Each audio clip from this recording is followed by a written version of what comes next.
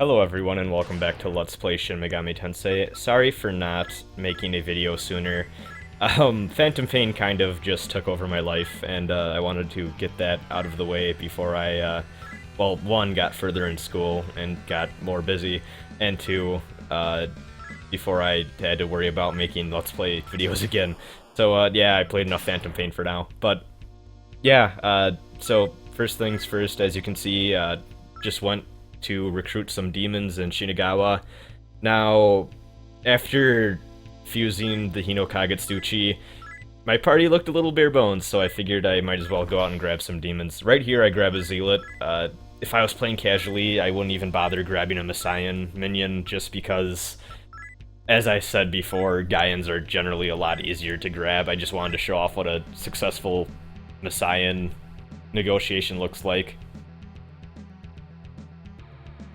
Now, I do want to say that as far as this video goes, I'm actually going to be showing off a optional area for this episode, and that's part of the reason why this episode is probably the shortest one yet, too. Now, this area that we're going to go to is part of a side quest. Actually, if you recall, it's the one Yuji talked about, where he talked about those robotic police forces going haywire and needing to be stopped. So that's what we're going to do. You actually don't need to do this at all for completing the game. It's probably, I guess, the first big optional thing you can do. But we're gonna do it simply because the reward is pretty nice. And if you're playing, I recommend you do this side quest too, because at the end of it, you will gain the ability to carry 2 more demons in your roster, which might not be the most impressive thing now. I don't think I've had too many problems so far, other than a few cases with having a full party. But later on, as you get more and more cool demons, it'll be nicer and nicer to just have that bigger roster available to you. Yeah, as you can see, there's a NPC where Yuji's ghost was that first time now. So yeah, we're gonna go straight ahead here, just like Yuji told us to.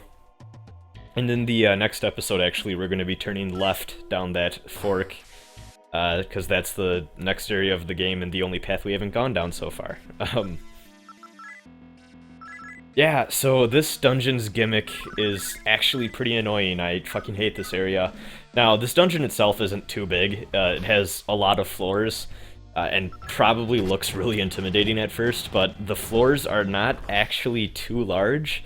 But the gimmick here is that most of the dungeon is covered in fog, which makes it a pain in the ass to go through. Now, I go through the entire thing just because I want to grab some items and stuff that are in the dungeon. There's a few incenses here and there, a few gems, so kind of worth it. There's actually a few trapped chests too, which are kind of a pain, but what can you do? If you don't even want to bother with that, and honestly, it might actually be more worth your time, I guess, to you, if you just don't feel like going through this bullshit, to just go to the top floor and fight the boss right away. You can totally do that too. Just fight the boss, grab what you need, and then finish the side quest up. But yeah, I just thought I'd grab the instances and treasure and stuff, if only to show it off in the Let's Play. Now, this demon here is the only real annoying enemy in this dungeon, to be honest. And actually, I decided that I'd grab one for the party just because they're actually pretty useful. For one very specific reason that I will show off right now. So that Remudra, I think, I don't know how to pronounce that shit, but Remudra, or whatever the hell that spell is a really powerful spell, and the way it's described on the Megaten wiki, it sounds almost as if like it's the highest level of like Zan spell or something, because it's described as like a gale attack, but I could have sworn I've read in other guides and whatnot that it's actually considered an almighty spell, so I don't know what the fuck element it is. But case in point being that it's a really powerful magic spell that just destroys a lot of enemies in the game. So to get it this early on in the game is actually really useful, so you can totally recruit a watcher here and just use it to fight powerful enemies if you want.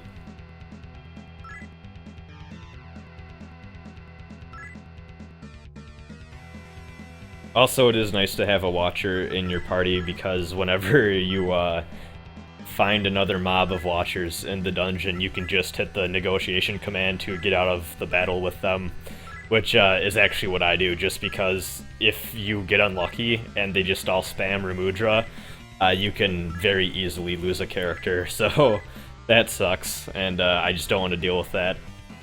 Honestly though, after you recruit the Watcher and you just use that to bullshit through the other encounters with them, the rest of the robots and enemies and shit in this dungeon are just very, very weak. The thing with the robot encounters in this game is that they're not very powerful, and they attack, like, their gimmick is that they all attack in large waves, but even then, they're really not too much of a threat. I mean, it is easy for me to say because I have the fucking Kino Kagetsuchi and the other sword for Yuka, which is making things a lot easier, but yeah, even then, if you don't have those, it's not too bad.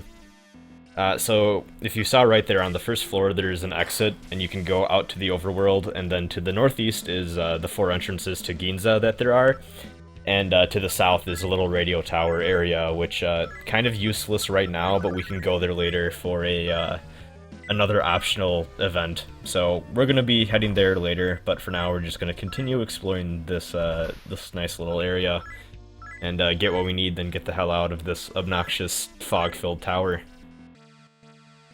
Like I said, on the other floors leading up to the 5th here, there's a lot of nice gems and incenses and whatnot that we can grab. One thing I do recommend for mapping later on in the game is if you find a staircase or area of interest that you don't even want to go in, I do recommend just walking into the tile and then leaving right away, if only because when you are mapping, sometimes there'll be a black space and you can't remember if that's just a room that you maybe missed or what type of room it is. That's actually something I could probably be better with. I often will just go past an area and then regret not going in there because I don't remember if it's the stairs leading up or down, or if it's an elevator, or if it's a shop, or whatever it is. Not too bad in this dungeon because it's so tiny, each floor is, but yeah, later on that can be kind of a downfall, because it just can be a pain to have to go back to all those areas just to figure out where you want to go next. Once again, going to keep using all my incenses that aren't intelligence or magic on Kaz here. I think at this point Kaz has enough intelligence to last him the rest of the playthrough. I don't really think I need to bother putting any more in.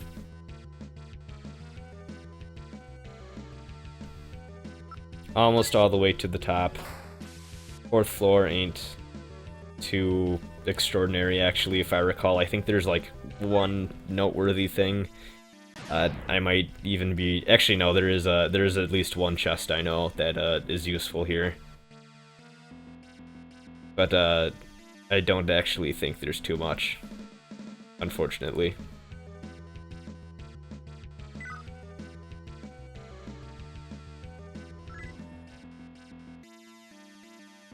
As you can see, mapping out these floors is quite the process. Another incense. Here's an enemy that I just, for whatever reason, decided not to show off until right now in the little treasure chest fight here. Yeah, these are probably the toughest robot enemies. I think they deal a little bit more damage, but even then, they're nothing really worth fearing. Just a regular encounter like all the rest of the robots in here, but yeah, nothing too spectacular.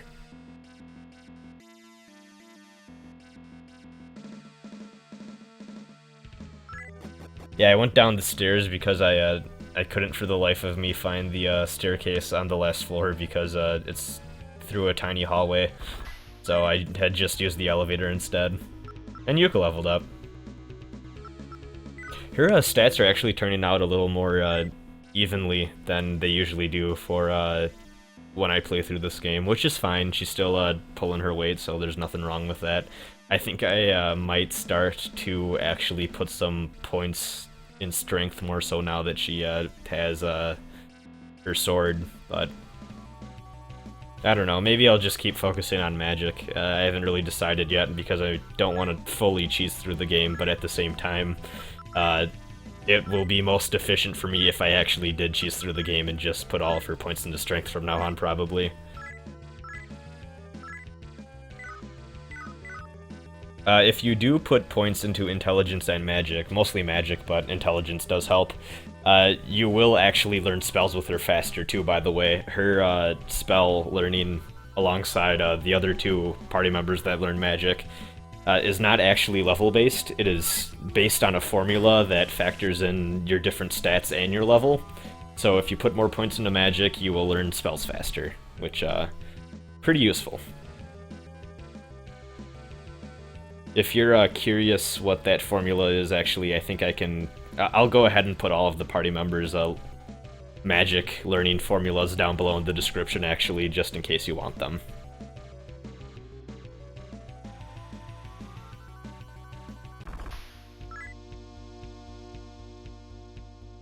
Almost done here on the 5th floor. Shouldn't be too much longer before we reach the end of this dungeon. Kind of a pain in the ass to go through. There's the map if you want it. Kind of a pain in the ass to go through, but honestly it's worth it. Even if you just go up to the 5th floor, I think it's worth the pain and suffering to get the reward at the end.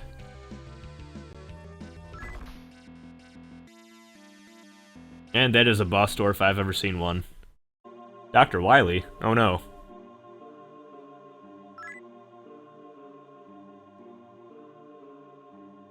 It's working. It's working.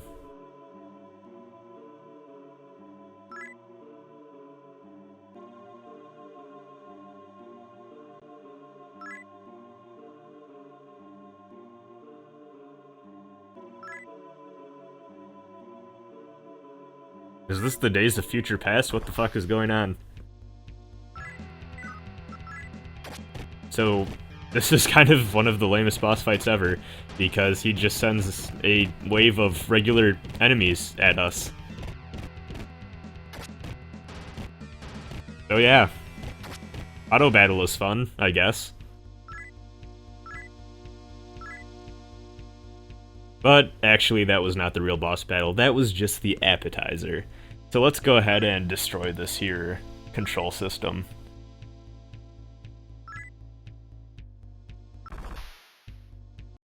And that is a 90s computer-looking face if I've ever seen one. So this boss can actually be a little bit of a pain in the ass, not too bad. The real issue with this fight is that the boss has a multi-hit electrical spell. Very similar to Amazio, actually, but I think it works slightly differently because I don't think it hits everyone. But yeah, it can shock you.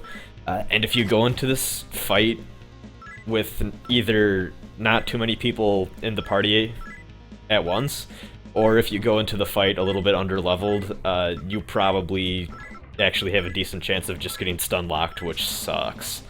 So just make sure that you have enough people to cover your ass, and the fight actually isn't too bad if you go in a little bit higher leveled and have people watching your back. Even if you have to summon some shit demons for the fight, it's always nice just because you have more meat shields that way. Boss actually has a decent amount of health for a boss in this area in the game too. Like, I'm hitting it with the Hino Kagetsuchi, and it still takes a little while for it to go down here. And there we go. Wasn't too bad, thankfully, but be prepared, and shouldn't be too bad. Probably actually, I wouldn't say one of the harder bosses in the game, but can be kind of annoying if you go in with no information. Then again, you can say that about a lot of SMT bosses, I guess, so. Boss also gives a decent amount of experience, so. I don't show it on screen, but after like another random encounter with Yuka, I got another level up. But, yeah. Bye, Dr. Wily. Alright, so nice thing about having Yuka in the party. Instead of going all the way back down and going through the fog and bullshit, we can just cast Troport. And now we're back to the last terminal we were at. So we're in Shinagawa now. I'm gonna go ahead now and just go all the way back to Ginza via this terminal.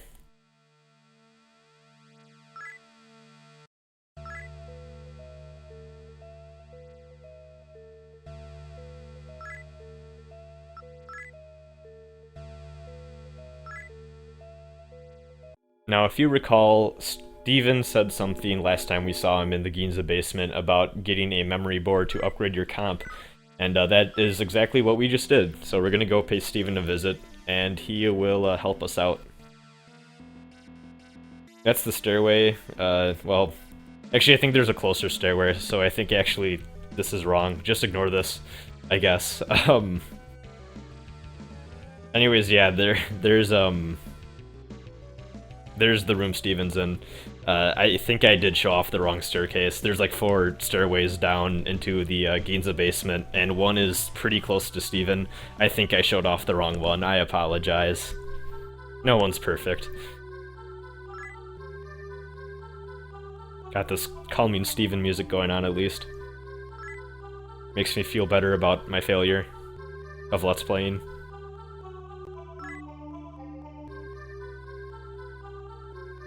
There we go.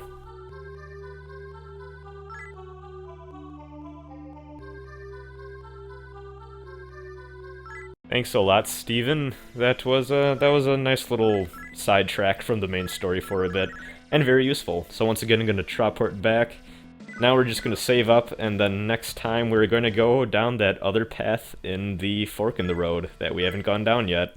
And we'll see what magical adventures await us, so see you next time, guys.